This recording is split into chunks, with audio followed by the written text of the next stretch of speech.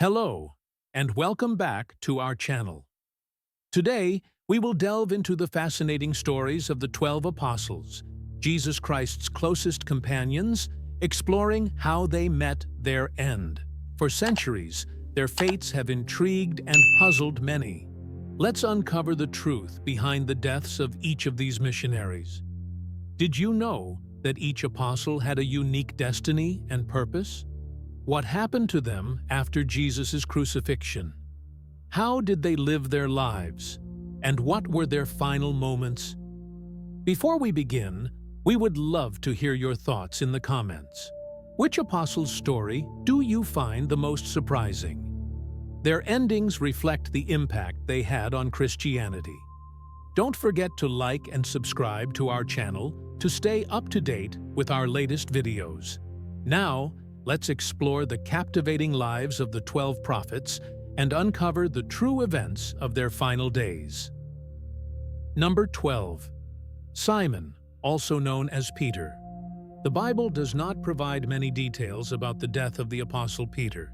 A widely accepted tradition in the Church holds that Peter was crucified in Rome, but with a unique twist, upside down.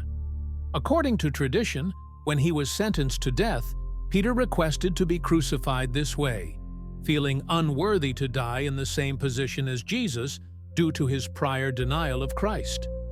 See Matthew 26:33-35. It is important to note that this narrative is based on oral tradition and is neither explicitly confirmed nor denied by biblical texts. However, we know from John 21:18-19 that Jesus foretold Peter's death. Jesus said, "Truly, truly, I tell you, when you were younger, you dressed yourself and went where you wanted. But when you are old, you will stretch out your hands, and someone else will dress you and lead you where you do not want to go." This was to signify the type of death that would glorify God. In revealing this prophecy, Jesus may have been preparing Peter for the hardships that awaited him after the resurrection. It indicated that, while Peter had enjoyed freedom of movement, a time would come when this would no longer be possible. It is important to highlight that the phrase, "when you are old," does not necessarily imply a long life. Ancient historians suggest that Peter was executed approximately 34 years after Jesus' prophecy, though his exact age at that time remains uncertain. Jesus' description of Peter's death, referring to stretching out your hands, likely alludes to crucifixion, where his arms would be extended and fastened to a crossbeam. This method of execution was not only a means of death, but also a form of torture, frequently used by the Romans to stretch prisoners' arms. Regardless of the specific method, it is evident that Peter faced a resolute march toward his death. Despite the grim nature of these predictions, Peter may have found comfort in knowing that his death would glorify God. His devotion to Jesus and his mission was clear, and his willingness to die as a martyr for his faith showcased his courage, loyalty, patience, and determination. To be chosen to die in the name of Jesus was, for him, a profound honor. Number 11. James, son of Zebedee. James was a distinguished disciple of Jesus, also known as James the Greater, to distinguish him from another James mentioned in the Scriptures. According to the Gospel of Mark, James and his brother John once suggested calling down fire from heaven to punish a town that refused to offer them hospitality. Additionally, James boldly asked Jesus for the honor of sitting beside him in his glory, willing to die for his beliefs. Among the apostles, James's martyrdom is the only one recorded in the Scriptures. He was executed by the sword, likely beheaded by order of King Herod. James is venerated as the first of Jesus' disciples to die for his faith. Although tradition holds that he was a missionary in Spain and that he is buried there, historical records indicate that his martyrdom took place in Jerusalem during the early days of the Christian Church. Despite different versions regarding his final resting place, Millions of Christians have made pilgrimages over the centuries along the way of Saint James to visit what is believed to be his tomb in northwestern Spain. Each year, approximately 300,000 pilgrims visit the sanctuary of James the Greater in Santiago de Compostela. Number 10. John, son of Zebedee. John, the brother of James, was exiled for his faith, as detailed in Revelation 1:9. The Bible provides few details about John's death, but various traditions offer clues. One of the most widely accepted traditions states that John died in Ephesus. According to one account, he survived an assassination attempt when he was thrown into a cauldron of boiling oil, yet he emerged unharmed. Number 6. Matthew. Matthew, also known as Levi, was originally a tax collector, a profession despised in his time due to its association with Roman oppression of the Jews. His inclusion among Jesus' disciples emphasizes the message that divine calling extends to people of all backgrounds, not just those traditionally regarded as pious or respected. Although he is mentioned only 7 times in the Bible, Matthew's conversion is significant. Jesus approached him at his tax collection booth and invited him to follow him, an invitation that Matthew immediately accepted. Later, Jesus dined at Matthew's house in an event attended by many tax collectors and sinners. This was not an endorsement of their actions, but rather a demonstration of Jesus' message about universal grace and redemption. The circumstances of Matthew's death remain largely speculative. Although one tradition suggests that he may have died naturally, it is more commonly accepted that he was martyred, in line with the fate of many of his contemporaries. Various accounts indicate that he may have been beheaded, stabbed, burned, or stoned, reflecting the dangers frequently faced by early Christians. Number 5. Thomas the Apostle. Thomas is mentioned sparingly in the Bible, and details about his life are fragmented and unclear. However, he is famous for his skepticism, which led to the episode where he earned the nickname Doubting Thomas. In the Gospel of John, Thomas refused to believe in Jesus' resurrection without physical proof, insisting that he must see and touch the crucifixion wounds. Jesus then appeared before Thomas and invited him to verify his wounds, fulfilling Thomas's criteria for faith. This incident has highlighted themes about faith based on evidence and the virtue of believing without seeing. It is believed that Thomas died on July 3, AD 72, in Mylapore, India, where he was allegedly killed with a spear. Unlike the varied and heroic martyrdom narratives of other apostles, accounts of Thomas's death are relatively consistent, describing his end in a straightforward manner. Number 4. James, son of Alphaeus. The Apostle James, son of Alphaeus, bore a common name in biblical times, which contributes to confusion in historical records. He appears primarily in lists of the apostles, with little additional information about his life beyond his father's name. This has led to various unverifiable theories about his identity. To complicate matters further, this James is distinct from James, son of Zebedee, and other biblical figures named James, such as James the Just, the brother of Jesus, and James the Lesser, whose identities are often confused. The precise details of how James, son of Alphaeus, died are uncertain due to these ambiguities. James the Just, considered Jesus' brother, suffered a violent death. He was thrown from a temple tower, beaten with a club, and then stoned. On the other hand, one tradition holds that James, son of Alphaeus, was executed in Egypt, hanged while preaching. Another tradition states that he was stoned in Jerusalem. Despite uncertainties regarding his death, it is generally accepted that he died as a martyr. Number 3. Jude Thaddeus Jude, also known as Jude of James, Thaddeus, or Lebbeus, is a biblical figure whose exact relationship with Jesus is ambiguous.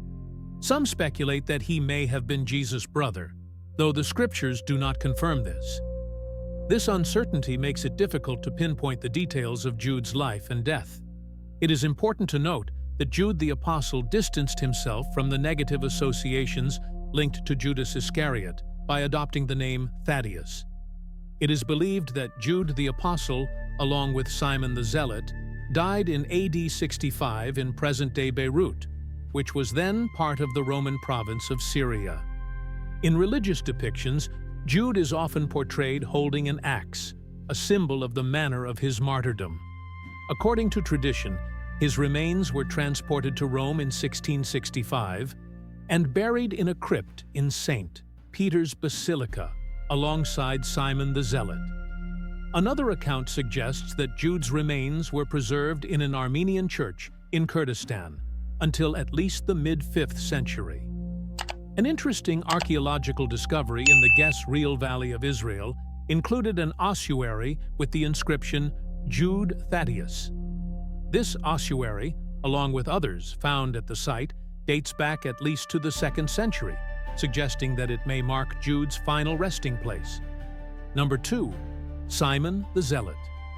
Simon the Zealot, identified only in the lists of apostles, remains a largely enigmatic figure.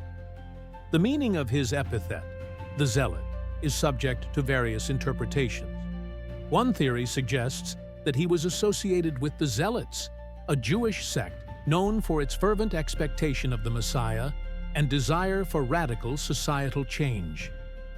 Alternatively, the title could indicate his intense devotion to studying Mosaic law or his dedication to following Jesus' teachings.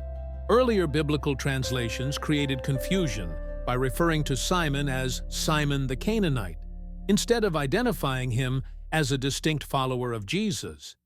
This led some to erroneously believe that he was present at Jesus' first miracle in Cana. However, modern scholarship generally dismisses this interpretation. Regarding his missionary work, tradition holds that Simon preached in Egypt, but little else is known about his life. There are various accounts of his death, though they come from written sources centuries after his supposed passing, making it difficult to establish a clear historical narrative. According to Moses of Chorin, a 5th century Armenian historian, Simon died in the kingdom of Iberia. The Golden Legend, a collection of hagiographies, states that he was martyred in Persia in AD 65. Ethiopian Christian tradition places his death in Samaria, in present-day Israel. Other traditions claim that he was crucified in Britain in AD 61, or that he was sawn in half. An alternative Eastern account suggests that he died naturally in Edessa, a historic city. The diversity of these accounts reflects the fragmented and often contradictory nature of historical records regarding Simon the Zealot. Number 1. Judas Iscariot. Judas Iscariot holds a prominent place as one of the most infamous figures in biblical history, known primarily for betraying Jesus Christ. As one of the 12 apostles, Judas spent 3 years closely accompanying Jesus, witnessing his teachings, miracles, and works. In his role as the group's treasurer, Judas abused his position by embezzling funds. Although his remorse after betraying Jesus was deep, he did not attempt to reverse his actions.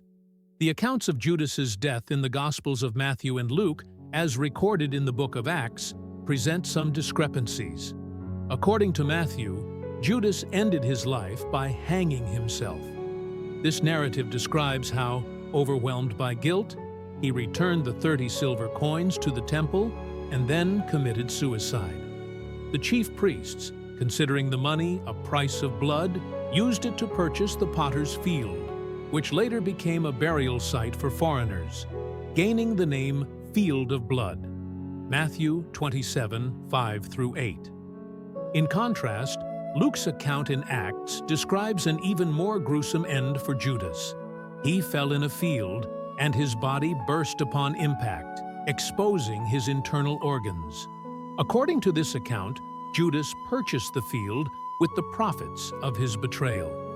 As he fell headlong, his body exploded, leaving a scene so horrifying that it became widely known throughout Jerusalem. From then on, the place was called Akeldama, or Field of Blood, Acts 1:18-19.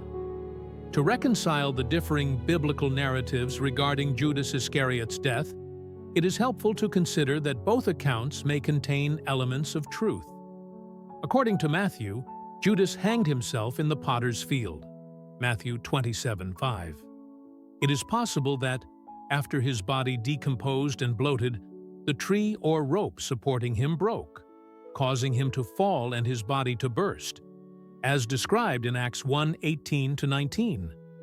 Luke, in Acts, does not explicitly state that the fall killed Judas, but rather details the macabre consequences of his corpse's fall and exposure.